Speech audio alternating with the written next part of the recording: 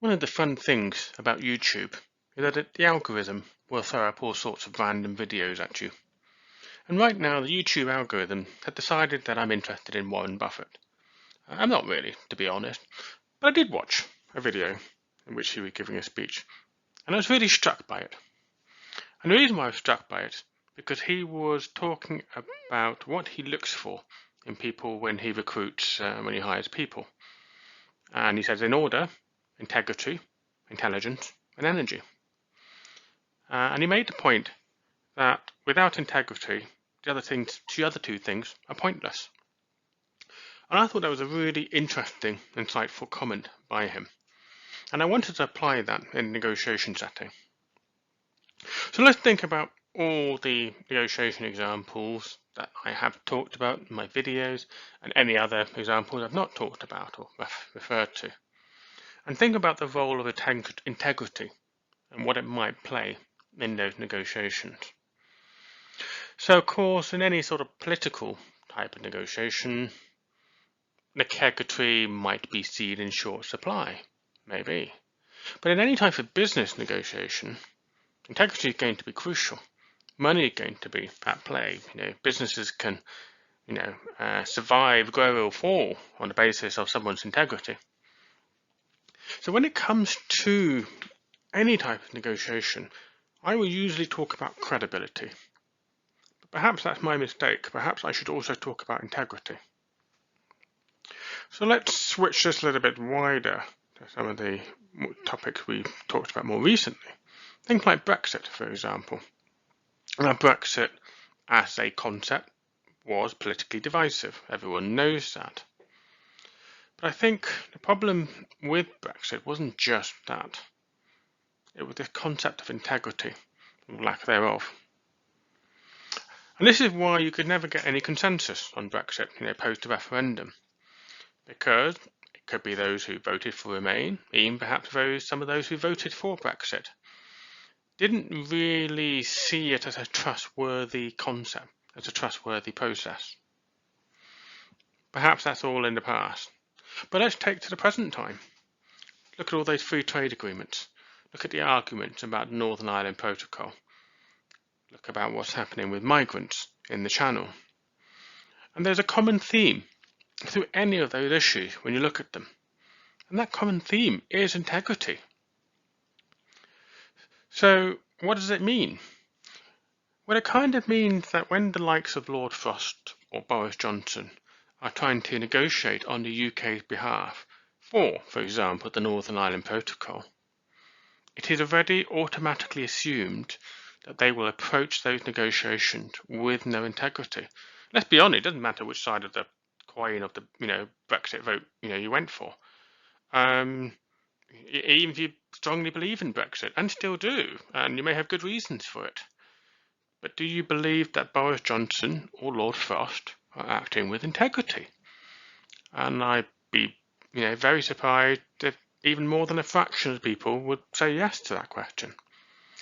And that's important because, for example, if you are a believer in Brexit, then you want it to succeed. But the front man, the people you are sending up front to deliver it, have no integrity. And that means they failed before they have even started. And of course that failure isn't just about Brexit and Northern Ireland. That failure goes so much wider. The trade agreements with New Zealand or Australia or Japan or with Europe or with the US, they're all failures.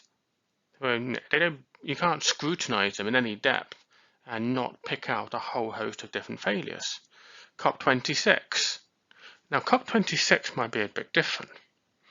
Yes, Boris Johnson was peripherally involved, but actually the main protagonist, I think, for the UK for COP26 was Alok Sharma. And they actually did make some progress, maybe not enough as people wanted, but they did make some progress. And I would argue that perhaps one of the reasons why is that Alok Sharma didn't turn up with failed integrity before negotiations even began. And judging by, as I spoke in the previous video, about the applause that he received for his apology, he demonstrated integrity. And he earned respect as a consequence of that. And as a result of that, he succeeded in his mission of building consensus. Dead simple. So what about Johnson, Frost, Truss, any other of the government ministers, when they go overseas and they negotiate on the UK's behalf, whether it is with the EU or any other nation? They just don't have that integrity, that linkage.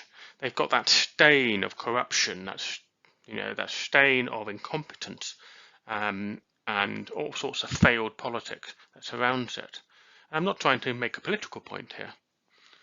What I am pointing out is because of all that failures, because of all that perception of failure and of corruption, they cannot succeed at any overseas negotiation. They are automatically on a failure path, having to go uphill before they've even turned up. Unless, of course, they send other people who haven't been stained by the current political mess at Westminster. So this is something I want people to bear in mind if they're interested in negotiations, and what I'm trying to teach through these videos is that whether you're into politics or whether you're into any business sort of scenario, or even you're buying a house or haggling for a rug at the market, whatever it may be, always remember that occupying the moral high ground in any negotiation, in other words, demonstrating integrity, is a valuable commodity. And I do mean valuable. It is not just a perception thing. It actually is financially valuable. It gets you a better deal. It gets you more respect. People are more willing to listen to you, perhaps more willing to say yes, perhaps will make counter proposals, but perhaps will temper that counter proposal and not, try and take you too far because they believe you have integrity. And that is important. And that is something to always remember, not just in negotiation, but in any contact of your life, whether it be personal or professional. That, integrity has value. It's not something you just discard whenever, you find it inconvenient. And one of the things I do talk about, or I haven't spoken about yet actually, is that when it comes to going to a negotiation, it's a little bit like being an actor. You kind of put on a costume, you put on a mask. And the reason why I say that, because negotiation doesn't come naturally to everybody. And I wouldn't even include myself. I wouldn't say I'm a natural negotiator. But what you should always have is an image of what you want to be as a negotiator. How do you want to project yourself? And you fix that image in your mind, you put it on, and you go to the negotiation. And of course, core to that will be someone who's professional, someone who looks good, and someone who is respected. And that requires integrity. So do bear that in mind, I think, in anything that you want to do when it comes to negotiation. Do not undervalue it. It is absolutely essential.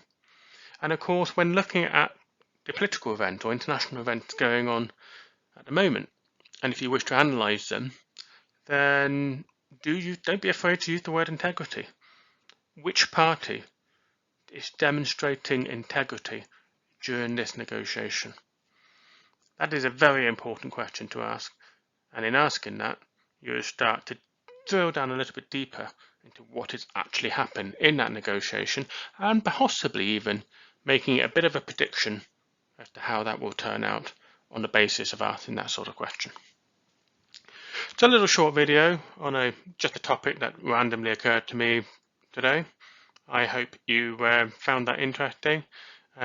Please do put any insightful comments that you may have in the box below.